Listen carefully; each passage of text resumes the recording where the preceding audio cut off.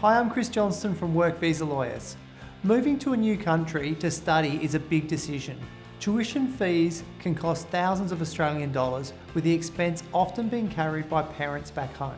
So it's sensible to consider if the course you're going to study provides a good, viable pathway to Australian PR. When considering pathways to permanent residency in Australia, it's essential to be aware that certain courses of study may provide very low to no chance of permanent residency. Some individuals may feel disappointed about the news in this video, especially if they're already studying one of those courses which I say aren't very good for Australian permanent residency. The main considerations that we're basing our assessments on are the following. Whether the courses lead to an occupation on the relevant skilled or employer-sponsored lists. If the occupation is on the list, then how hard is it to get a positive skills assessment for an occupation after completing the course? Another question is, how many sponsorship opportunities and how much opportunity for employment is there for that occupation once you finish the course? If you're considering studying in Australia, here are some courses that are generally viewed as less favourable for obtaining Australian permanent residency. I'm going to go through 5 courses which I think are more difficult and less favourable for Australian permanent residency. Starting at number 5, arts degree or performing arts. A general humanities-based arts degree does not match any skilled occupations. Now, I've got an arts degree and I enjoyed doing it, but in reality, I did a law degree after that and I got a job as a lawyer. The arts degrees generally themselves do not lead to an occupation on the list. If they do lead to an occupation, it may be after extra study, such as studying psychology in your arts degree and then doing a master's of psychology to become a psychologist. I must say, if you have a passion as a writer or want to be a history lecturer, then follow your passion, but it probably won't get you an Australian visa. Number 4, Diploma in Travel and Tourism Management. These diplomas may not offer a viable pathway to permanent residency since the course is not included on the occupation lists. When planning your studies with the goal of obtaining permanent residency in Australia, it's crucial to choose courses that align with in-demand occupations. It's advisable to research the current skilled occupation lists and consider seeking professional advice from a migration professional. Number 3, childcare. Studying childcare can be quite challenging as it generally only leads to permanent residency through a 494 employer-sponsored visa or through the Diploma. The 494 employer-sponsored visa is a regional visa and it's actually very difficult to secure an employer to sponsor you for that visa. Having studied childcare, you don't have the option of a 190, 189 or 491 visa, the points-based visas that many people are usually aiming for.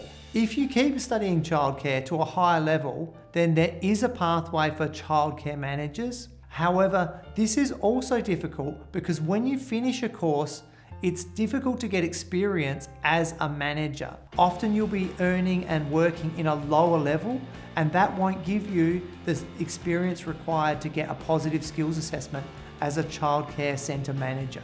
So overall, I don't think childcare is a strong pathway for obtaining Australian permanent residency. Number 2, commerce and specifically accounting.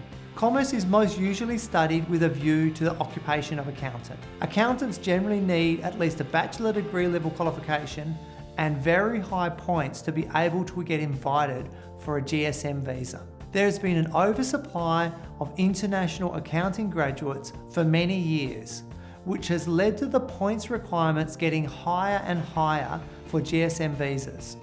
To be invited for the 189 on the 5th of September 2024, the points requirement for accountant was 95. To get such high points, you will need things like superior English scores, doing a professional year, doing a NADI accreditation for a language, and or getting several years of experience for extra points. I have seen people do all of these things only to have the points shift up higher again. So as a comparison, in the same round where I talked about 95 for accountants, carpenters were invited at 65 points and registered nurses were invited at 75 points. So there are some points to look at and potentially some other occupations to aim for that would be more achievable. So the accountant pathway is a very difficult pathway and I advise you to avoid it if possible. Number 1 in courses to avoid for Australian permanent residency. Business management diplomas and/or an MBA. Diploma level courses such as business management, diploma of business management, diploma in leadership and management, or graduate diploma in management do not typically contribute to gaining permanent residency. This is because they do not provide a path to a positive skills assessment due to most business-related occupations on the skilled occupation list requiring a degree level qualification. Even if you look at a degree or master's level qualification, it's still difficult. These business courses are often more affordable, leading to many people to enrol in them simply to extend their time in Australia. However, this can be problematic as you might be investing your time and money in something that won't assist you to stay in Australia in the long term. Now, even the popular Masters of Business Administration does not provide a clear occupation to get assessed for.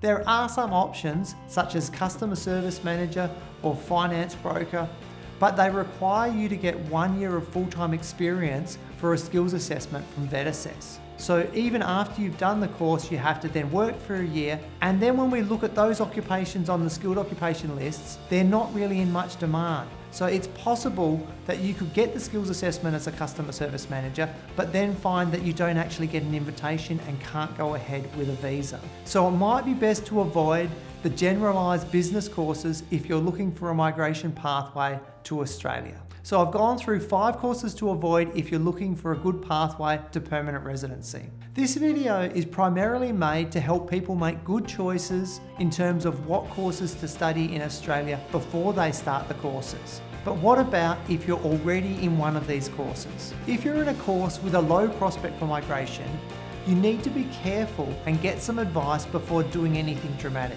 If you simply stop studying, you might get your visa cancelled for not attending your lectures or for not passing the course. Also, if your enrolment ends, then your visa could get cancelled.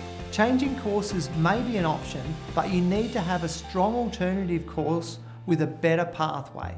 You need to understand how long the alternative course will take. Plus, you can only change courses once you've completed 6 months of the original course. So with all this in mind, you should consult a migration professional in terms of what visa options are provided by any particular course you're considering. We're making this video to help you plan your Australian journey. More on the positive, we've made videos about the best courses to study to give you a good chance of Australian permanent residency. Please find the link in the description below. If you found this video useful, please subscribe to our channel. Thanks for watching.